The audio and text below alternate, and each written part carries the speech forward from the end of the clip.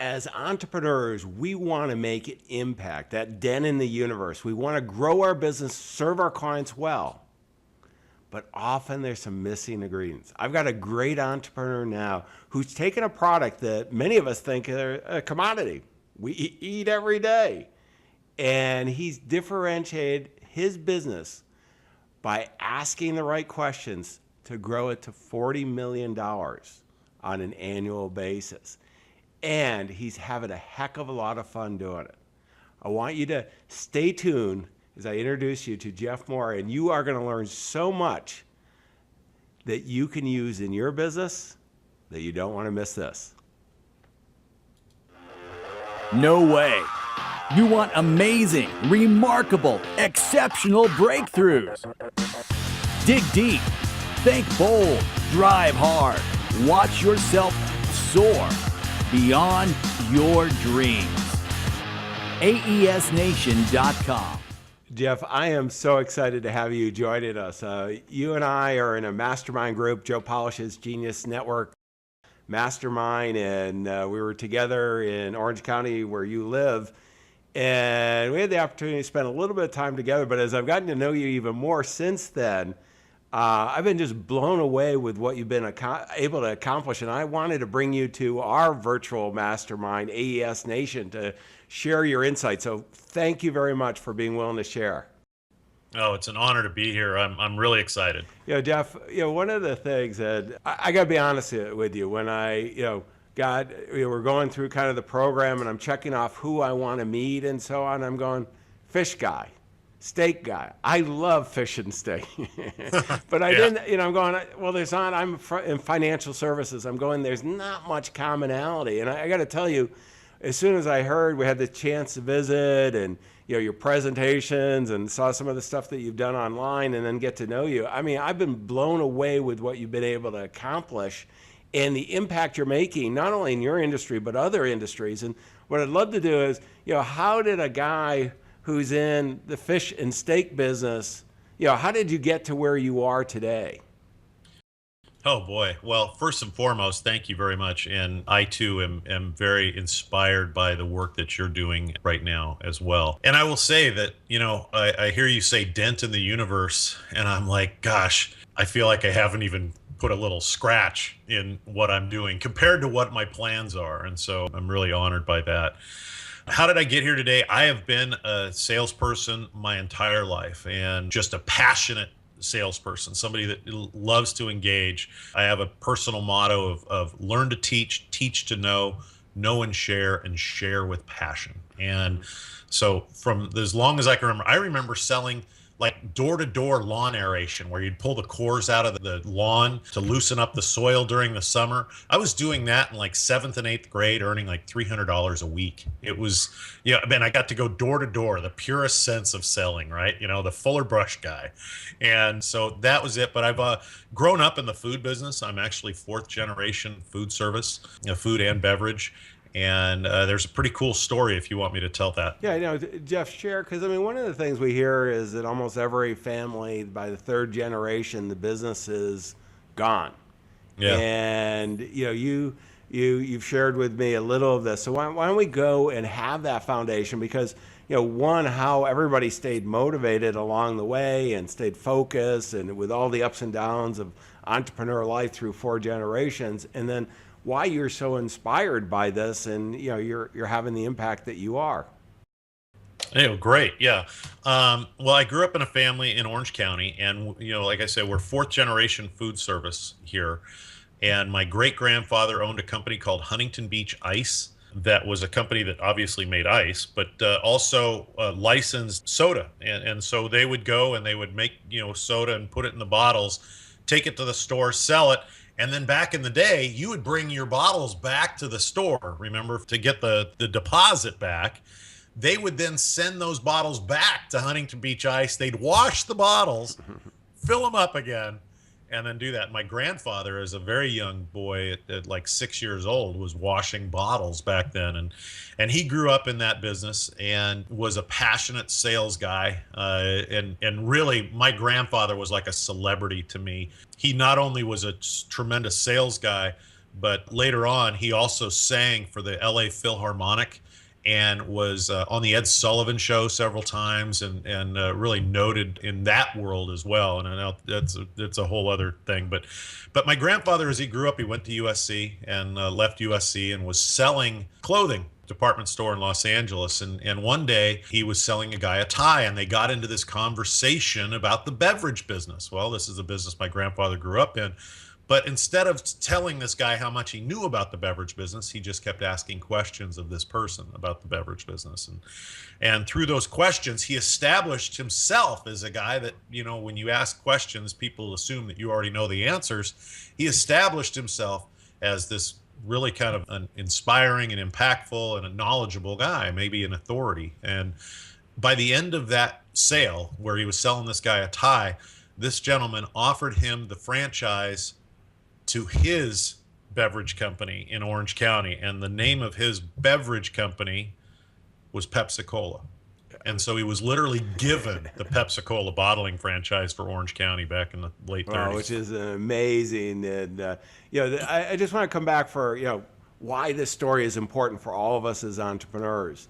Is a big lesson learned is that so many of us want to kind of promote ourselves. We love our most favorite subject, ourselves. And we just get going and going and going, talking about ourselves.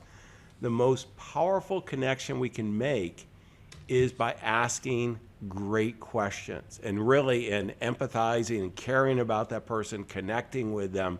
And, I don't know if we want to say, Jeff, that every time you do it, you get a franchise for a major, established company. It wasn't that established then, but you can. Yeah, you can. Well, and here's the thing, the magic that happens out of this, and this is one of the reasons why I wanted to have you join us, is you are a big believer in asking questions. And why don't you give kind of how you use it in your business? Because it's really helped you accelerate your success in serving your clients and making a difference in their lives. And that's really what we're all about here at AES Nation. Yes, yeah, and and really quickly as we evolved, there went from my grandfather, and then there was my father. My grandfather was my mother's father. My mom married my dad. My dad, who served in the Navy, came out and went to work for Pepsi with my grandfather, and then established himself as an authority and a go-to guy in the food service industry, and evolved to the point where he had actually bought and was the head of the largest produce company in North America that was doing about $780 million that they then sold to Cisco.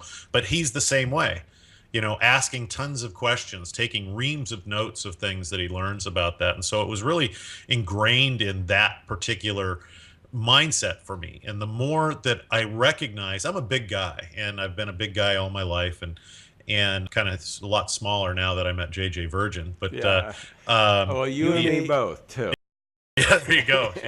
She's definitely one that once she decides that she's working with you, you're gonna get healthy. And I recommend you guys, anybody Google JJ Virgin, and Jeff and I've lost a little bit of weight and get in better shape, and look out world where that energy level's picking up. But Jeff, absolutely. I want to come, this legacy, you've talked about a couple things. You've talked about questions, and you've talked about authority. Yes. And with authority, this is, we've got to position ourselves as experts. In today's world, everything's pretty much commoditized, whether, it's fish, seafood, steaks, and so on, whether it's financial services, whether it's, airplanes, almost everything's being pretty commoditized. And now, so, it is, then why would somebody want to work with you? And it's because you're the authority, that you really understand them. It is. It's very much so. And, it's been a lifelong journey in education, but I was mentioning I'm a big guy. And so when I walk in the room, if I start to say, I'm the authority and here it is, people are going to go into defensive mode. And believe me, as I evolved in my sales career, I learned what that looked like. And so I really went back and I studied the very best in sales. I was probably at one time Nightingale Conant's #1 customer, the Windshield University type thing, and just studying the greats in sales. And it all came back to to diffusing the points of and getting to the questions. And I think that as humans, our biggest frustration as human beings is that we don't feel understood. And the only way to truly show that you understand somebody is to be able to tell their story better than they can to themselves. And you can't find that story out without asking questions. And so we really have drilled that down at my company, International Pacific Seafoods, which is our company that we're doing about $40 million in sales annually. We sell primarily to food service, Cheesecake Factory, BJ's Restaurants Inc., major chains, and then local regional chains around the country through distributors like Sysco, US Foods, PFG, Shamrock, and things like that. But what we really truly were able to establish is that people will ask for something not knowing what they're asking for. And so, in the financial products and the financial services industry, I would imagine that people say, I want to invest in stocks, like in the first conversation. And it's like, as a professional, it's like, okay, well, what are you looking to achieve, in your portfolio? What is this portfolio supposed to do? It's the classic what they want and Yeah. what they need, and what Right. it's really focusing on the results that they want. Exactly. And so what I did is I found that there were a lot of times we'd get phone calls, then it would be a sales rep for Sysco calling up saying, my customer wants to see a salmon. And it's like, okay, well, what kind of salmon? And, we go through all these questions. And I finally, after researching and studying under Chet Holmes about 6 or 7 years ago, came up with 5 questions that we ask. And now we ask of every single customer, every single time we go in every conversation. You can look at every successful conversation. And it's these 5 questions that we always ask. And these questions have statistics to them.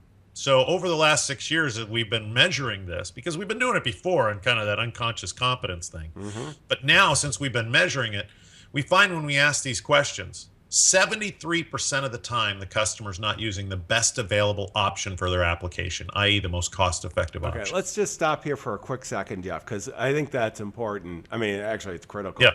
73%. I mean, if we look at that, if you're looking to provide a service to a client, no matter what industry you're in, whether you're selling widgets, professional services, what have you, and 73% of your clients are not using the optimal solution, and you can help guide them to do that, as well as show how they can use your product to accomplish that.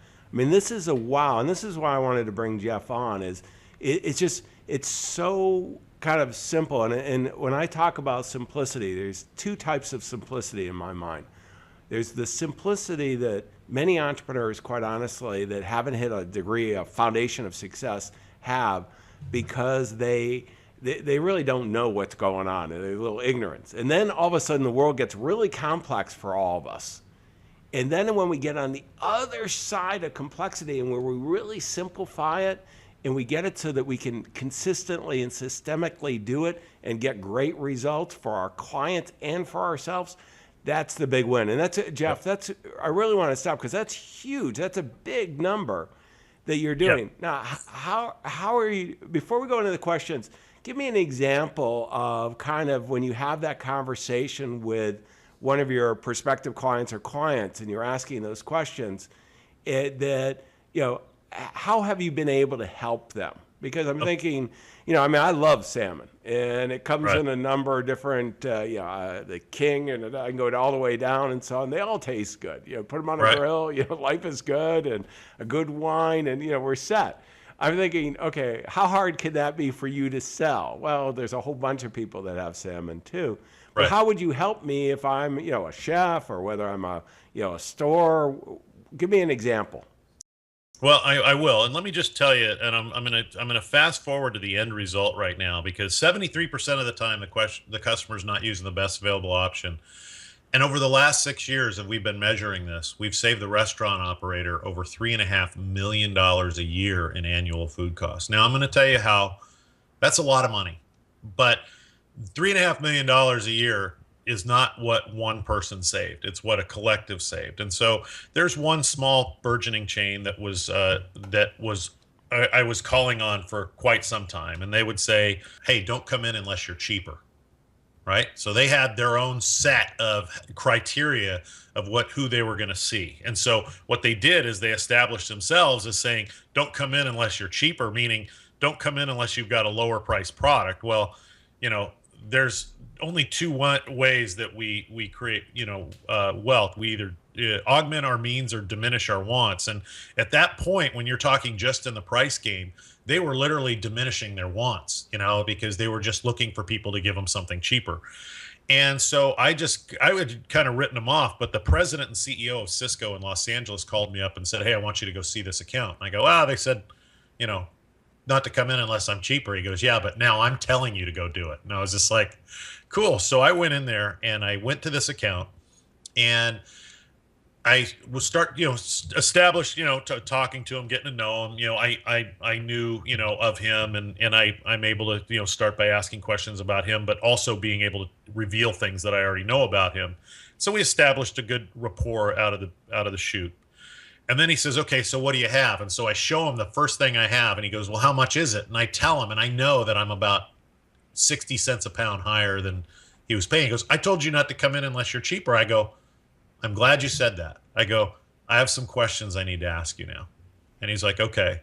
And so I started asking these questions. And after we'd gone through these 5 questions, the product that was actually 60 cents a pound more was going to save him $35,000 a year in food costs. Yeah, I find that in the financial services industry as well, Jeff, that it's just, it is amazing that when you really zero on, the problem is not the problem typically. No. You have to go, and low price is not going to solve everything for every entrepreneur.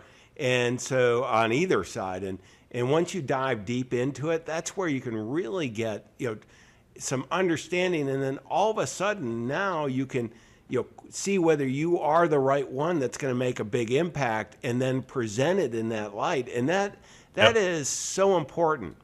It's and for me it was truly establishing this thing, and I'm a copywriter. I'm not a copywriter for hire, or I guess there's a couple people that do, but I look at people's copy. There's a lot of big time gurus that I look at their stuff, and they're to be nameless, but I call this uncovering hidden pockets of profit. And, I love the romance of hidden pockets of profit. I'm thinking as an entrepreneur, that's a pretty sexy title to me. Right. And, when people say, "Well, what do you do?" And we help food service professionals navigate the water in a sea of uncertainty. I just love all this kind of stuff. For a second, because we're talking about positioning, authority, and really, we all of us want to have a steady stream of clients coming to us. And what I love about this is, we have the best steaks of anyone. That's not going to do it in today's world. It's just, it's not a defendable position. But on the other hand, and do I want to meet with somebody that says they have the best of something? Right. I don't believe them. But if somebody tells me that they're going to help me uncover some hidden profits of what was it? You're a little more sexy sounding than I am. Pockets of profit. Yeah. This is, why would you not take that call? But then you have to deliver. So then how do you deliver, Jeff? That was it. I went through and I helped him uncover this one hidden pocket of profit. And it was funny. He goes, we finished in it and we did the calculations right in front of him. He's like, "God, that's like $35,000 a year." And I said, "Yeah." He goes, "Well, what else do you have?" I go, "I don't know. What else you doing?" He goes, "Well, why are you asking me that again?" I go, "It worked pretty good the first time." Yeah.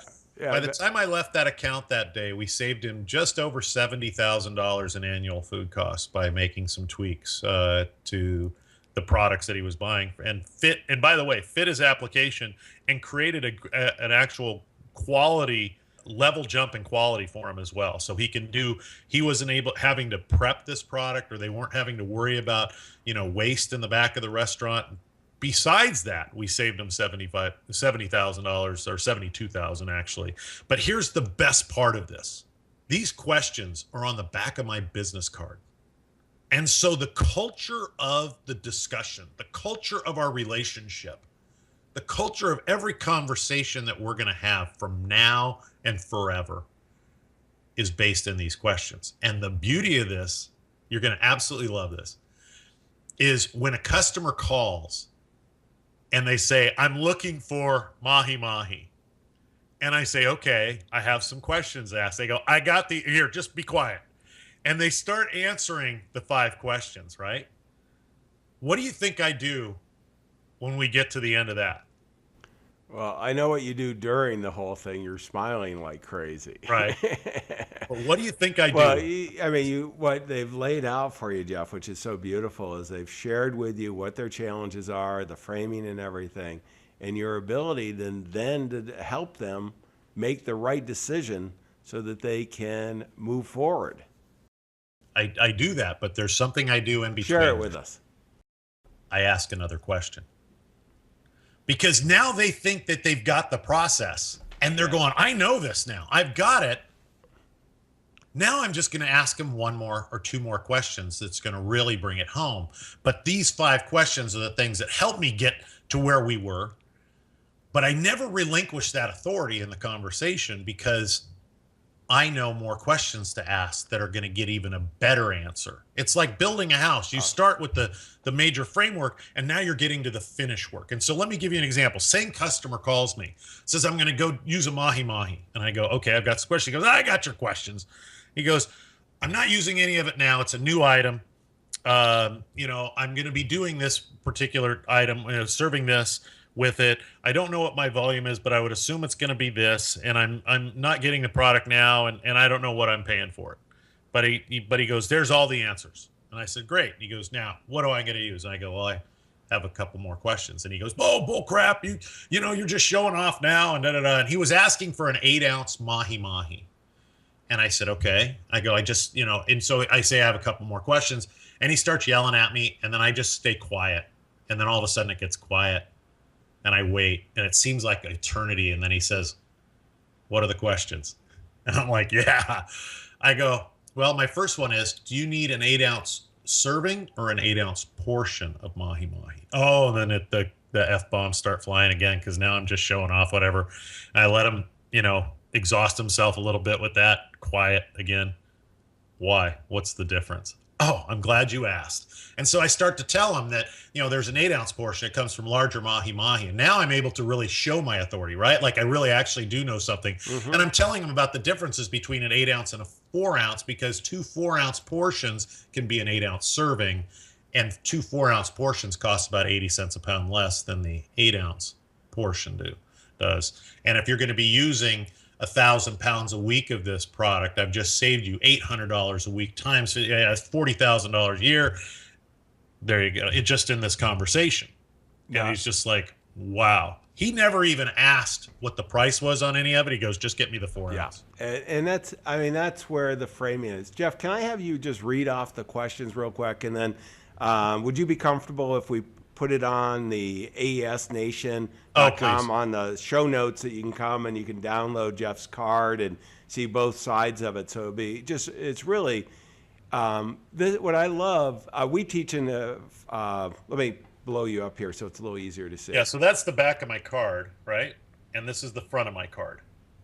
Yeah, and I'll tell you, I love this because actually we teach our financial advisors to do this as well, because what you're doing is you're creating an emotional connection first, and then you're allowing the decision to be made first with emotion, that connection with you, and then they're justifying it with logic when we get into the pricing discussion. And I can tell you, this is in every industry. This is so subtle that so many times we don't recognize it, but it's just so important. Right. And the beauty of these questions, by the way, and so why is this appropriate for your podcast, is none of these questions have anything to do with seafood. Yeah. And really, if I put my list up of questions, there's 61, so I'm not going to do that. But they're more on values, goals, on personal wealth. Now I'm talking about.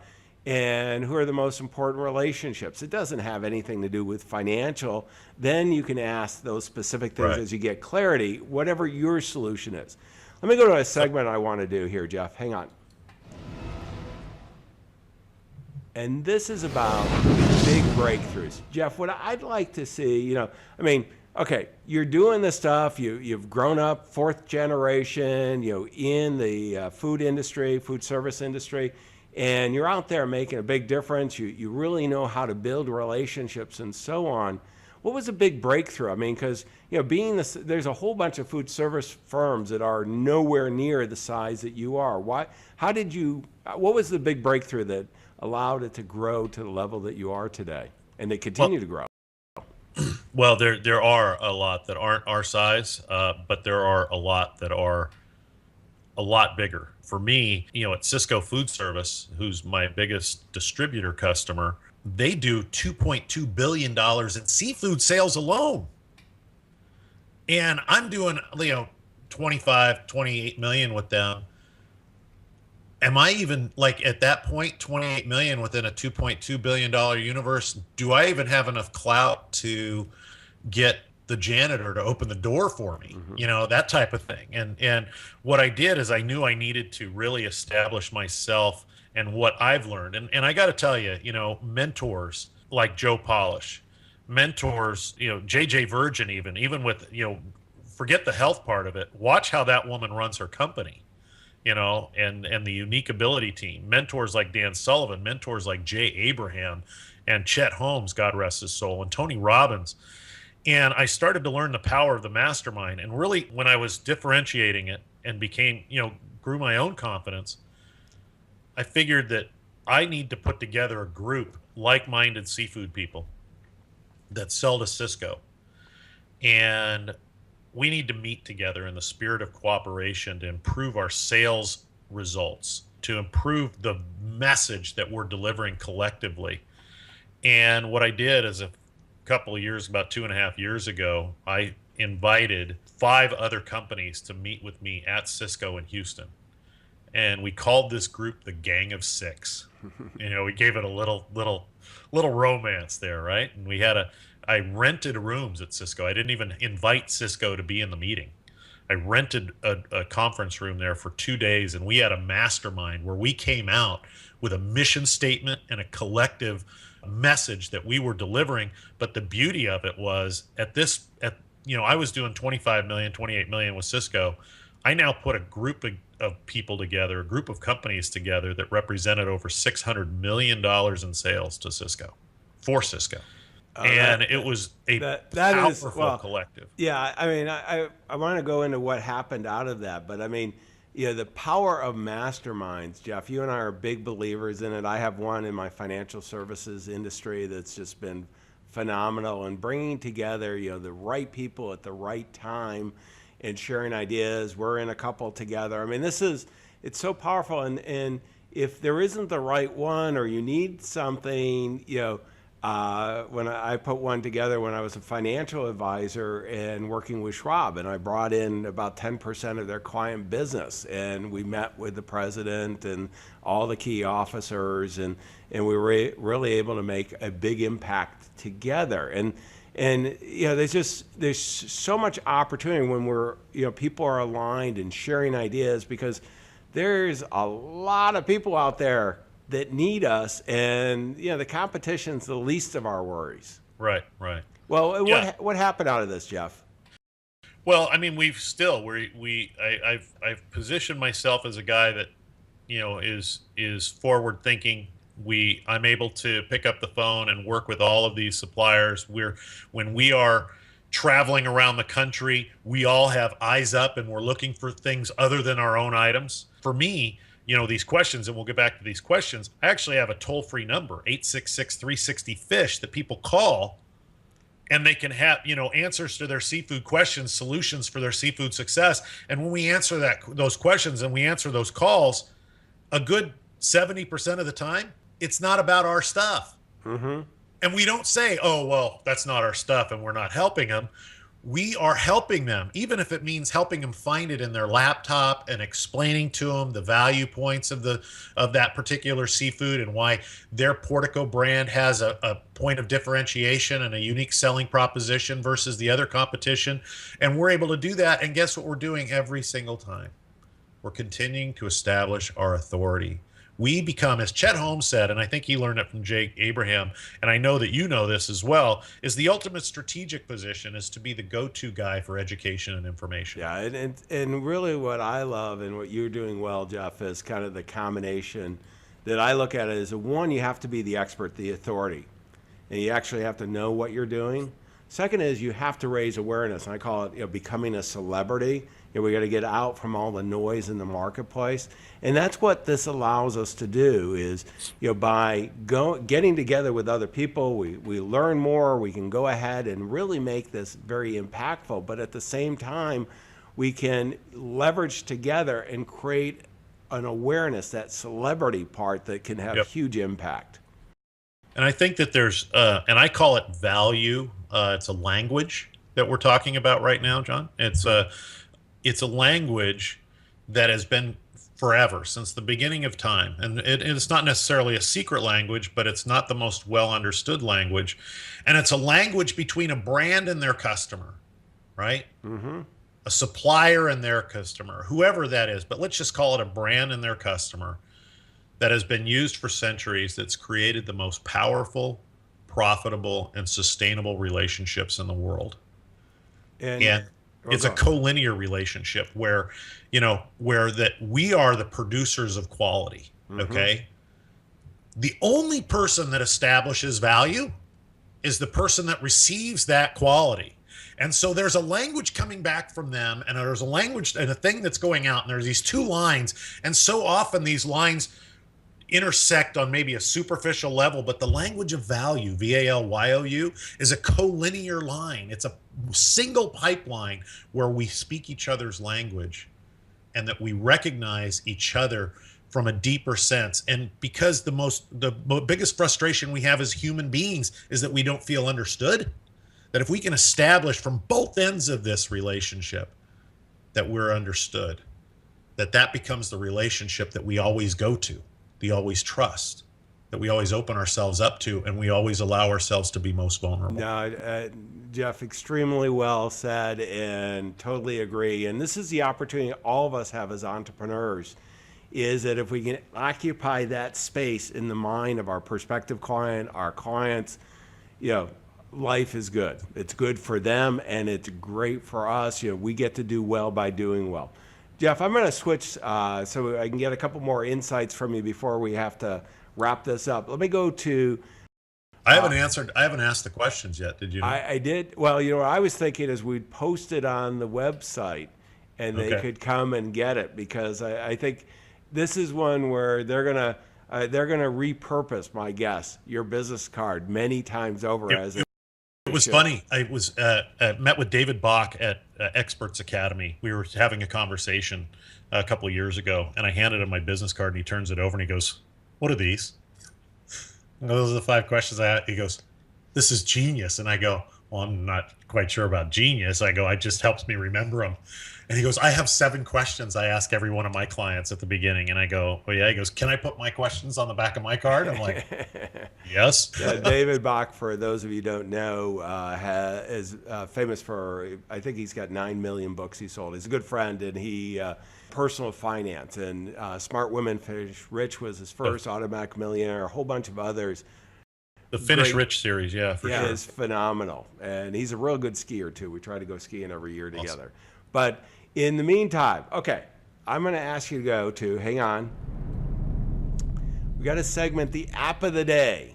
What on your smartphone, what would you recommend to other fellow entrepreneurs? Asana. It is your virtual to-do list, your yellow pad of paper that you wish you always had with you. Let me put it up on the screen. It's spelled asana.com for those of you who are watching or listening rather than watching the video podcast. And Jeff, I actually wasn't familiar with this. How are you using it, and how would you recommend to others?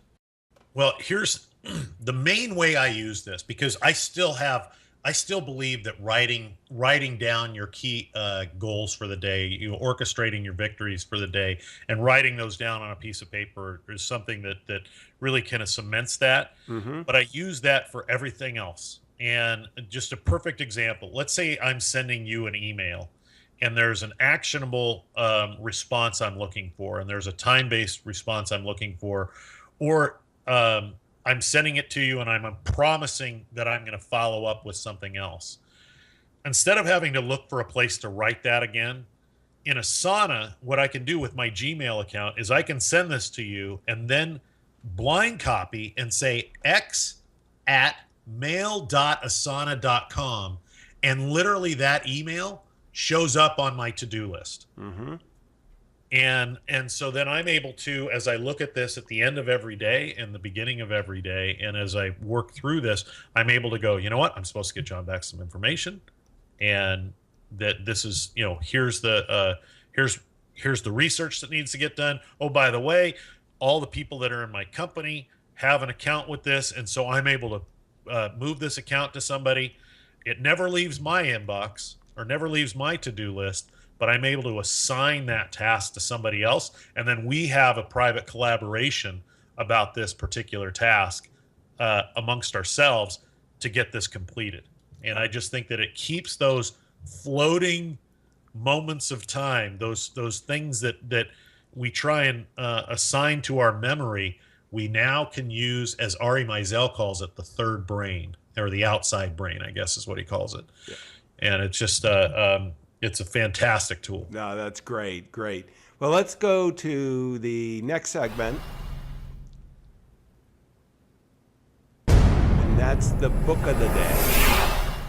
What would you recommend to your fellow entrepreneurs? Oh boy. I'm one of those guys that has probably 50 books on his Kindle at any given time, another 35 audible versions on his phone.